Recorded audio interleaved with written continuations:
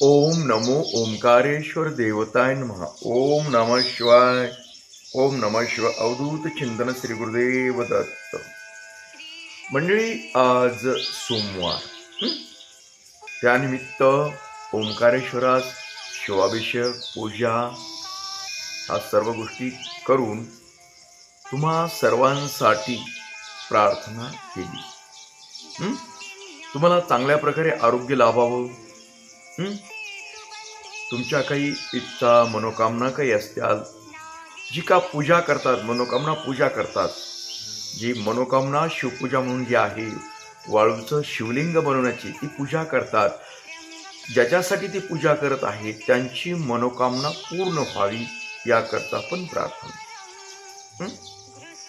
आता तुम्हाला सांगायचं, मी तुमच्या आरोग्यासाठी, तुमच्या काही समस्यासाठी, ह्या सर्व गोष्टीसाठी प्रार्थना करतो प्रत्येक समजा सोमवारी.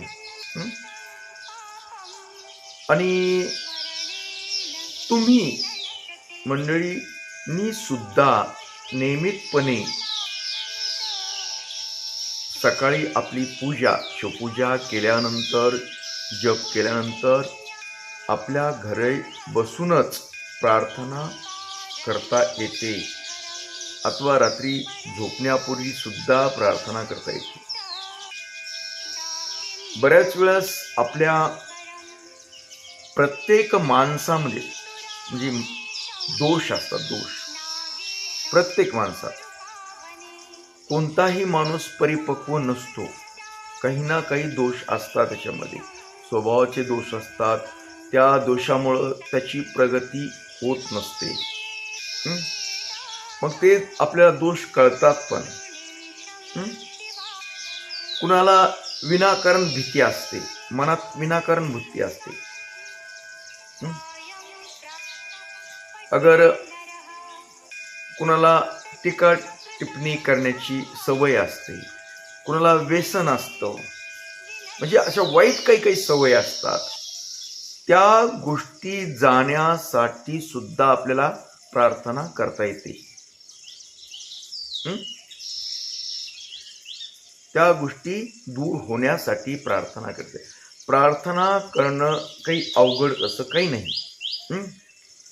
तुम्ही फक्त एकदा शांत डोकं ठेवून विचार करायचा.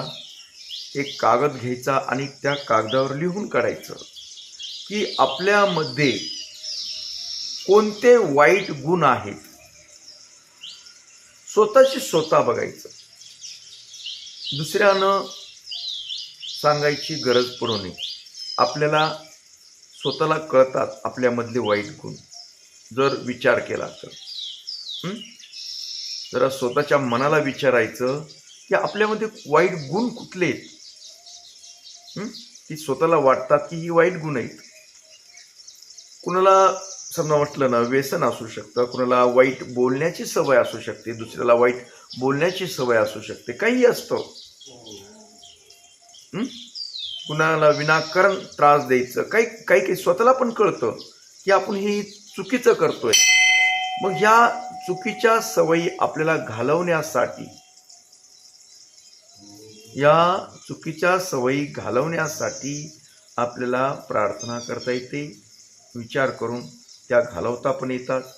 मग आता नेमकं करायचंय काय, तर हे मी तुम्हाला सांगितलं होतं, कागदावरती लिहून काढायचं आहे अगोदर की आपल्याकडे कोणत्या कोणत्या वाईट सवयी आणि ते आपल्याला घालवायच्यात. त्यावेळेस मग सकाळी आपली पूजा वगैरे झाल्यानंतर जप केला, ओम नमो ओंकारेश्वर देवताय नमः, हा जप केल्यानंतर शांत बसायचं, डोळे झाकायचे असे आणि आठवायचं आपण काय लिहिलंय. तुम्हाला जर व्यसन असेल, कुठलं तरी व्यसन आहे, समजा दारूच असेल, काहीतरी असेल समजा, तर मनात विचार करायचा तसा की हे शंभो, हे प्रभो, हे जे मला वाईट व्यसन आहे ते दूर होण्यासाठी तू मदत कर, तुझा आशीर्वाद दे, आणि हे जे मला वाईट व्यसन लागलेलं आहे ते तू दूर कर. मी माझा प्रयत्न करतो, आजपासून मी हे व्यसन सोडणार आहे. हं? अशी प्रार्थना करायची. इतर काही आपल्याला सवय असतील दुसऱ्या, त्या आपण तशाच पद्धतीनं प्रत्येक गोष्टीत अशी प्रार्थना करायची. हं? हे सवयी घालवण्यासाठी. हं?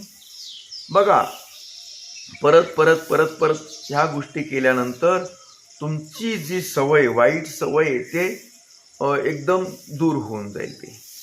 हं? त्याला औषधाची गरज नाही, कुठली काही गरज नाही. फक्त तुमच्या मनातून करायची गोष्ट. प्रयोग करून पहा तुम्ही. नक्कीच तुम्हाला या गोष्टीतून फायदा मिळणार आहे.